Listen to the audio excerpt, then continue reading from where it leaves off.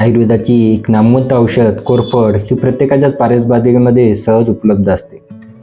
सौंदर्य प्रसाधनाच्या अनेक उपचारामध्ये याचा उपयोग माहिती असला तरी अनेक विकारामध्ये मात्र याचा राईट हँडेड ड्रग म्हणून उपयोग केला जाऊ शकतो.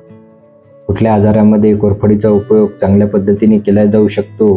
बाह्य उपचाराव्यतिरिक्त अंतर्गत म्हणजे तोंडावाटे केल्या जाणाऱ्या उपचारामध्ये सुद्धा कोरफड कशा पद्धतीने प्रभावीपणे काम करते, कोरफडीचे गुणधर्म कुठले आणि त्याचा उपयोग कशा पद्धतीने केला पाहिजे हे जाणून घेऊया आजच्या व्हिडिओच्या माध्यमातून.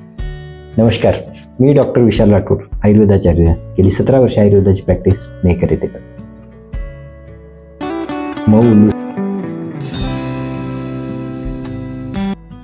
याच कोरफडीला गृहकन्या, कन्या किंवा घृतकुमारी या पर्यायी नावाने सुद्धा आयुर्वेदात ओळखला जाते.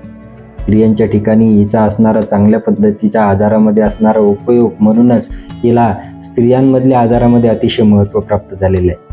स्त्रियांमध्ये कुठल्याही कारणाने अनपत्यता जाणवत असेल आणि त्यामध्ये अनओव्युलेटरी सायकलसारखे प्रकार म्हणजे स्त्रीबीज न फुटणे किंवा त्याचबरोबर शरीरामध्ये एंडोमेट्रियोसिस म्हणजे स्त्रियांच्या ठिकाणी असणाऱ्या गर्भाशयाच्या ठिकाणी पदरवाढीचे प्रकार असतील तर त्या ठिकाणी सुद्धा घृतकुमारी किंवा कोरफडचा उपयोग अतिशय चांगला होतो.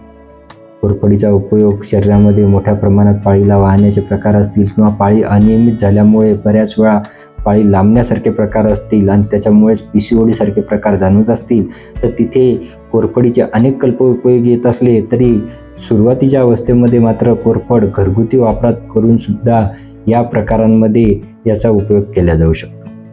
कोरफडीचा तिसरा चांगला उपयोग तो होतो कॉन्स्टिपेशनमध्ये.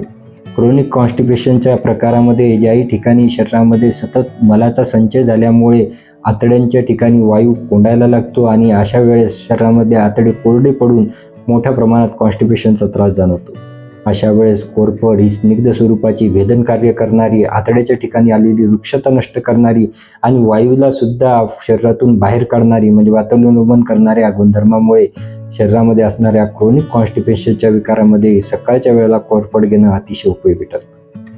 कोरफडच्या या स्त्रियांमध्ये असणाऱ्या आजारामधल्या उपयोगाव्यतिरिक्त कॉन्स्टिपेशनसारखे विकार असतील, यकृतामध्ये असणाऱ्या कुठल्याही जॉन्डिससारखे विकार किंवा फॅटी फिल्ट्रेशनचा परिणाम म्हणून फॅटी लिव्हर चेंजेससारखे विकार असतील, या 3 विकारामध्ये प्रभावीपणे याचा उपयोग होतोच होतो. त्याचबरोबर शरीरामध्ये असणाऱ्या कुठल्याही प्रकारच्या त्वचेच्या विकारामध्ये सुद्धा बाह्य स्वरूपात याचा चांगला उपयोग होतो. बाह्य स्वरूपात कुठल्याही ठिकाणी शरीरामध्ये जाणवणाऱ्या कुठल्याही व्रण असतील तर व्रण रोखण्याचे कार्य असतील किंवा कोरड्या एक्झिमासारखा प्रकार जिथे जाणवत असेल, जिथे शरीरामधले डेड स्किन वाढणं, त्याचबरोबर कोंडा, डॅन्ड्रफचा सतत प्रादुर्भाव जाणवत असतील, अशा ठिकाणी कोरफडच्या ठिकाणी असणारे गर हा चांगल्या पद्धतीने काम करतो. तिच्या ठिकाणी असणाऱ्या स्निग्ध गुणांनी आणि त्याच्यामध्ये असणाऱ्या शरीरातला द्रव पित्तातली उष्णता, तीक्ष्णता, द्रवता कमी करण्याचा परिणाम म्हणून मोठ्या प्रमाणात कोंडा बाहेरच्या स्वरूपात जाणवणं किंवा वृक्ष स्वरूपाची खाज असणं त्या ठिकाणी कोरफडचा गर लावणं अतिशय उपयोगी ठरतं. याच कोरफडचा गर सुकवल्यानंतर बनणारा काळाबोळ नावाचं औषध